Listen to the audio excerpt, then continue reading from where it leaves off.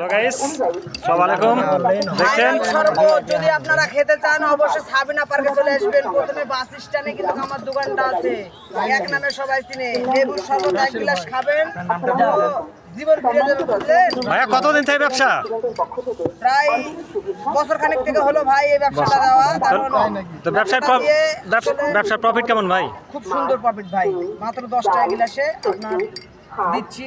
গাছের হচ্ছে লেবু, আর একটা হচ্ছে হলো আপনার হচ্ছে ওই কি ওটা ইস্যুগুলোর ভুসি সব দিয়ে মনে করেন হচ্ছে 1 গ্লাস শরবত খুব টেস্টি। আচ্ছা আচ্ছা, এই ব্যবসা আমি যদি ধরি, হ্যালো ভাই, এই ব্যবসা আমি যদি ধরি আপনার পাশে, খুব লাভজনক। বছর চালাতে পারবো তো? অবশ্যই ভাই, আমি আলহামদুলিল্লাহ, ধন্যবাদ।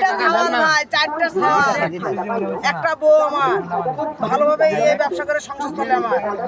যাক, ধন্যবাদ। সমস্যা হয় না, কোনো অসুবিধা হয় না ভাই।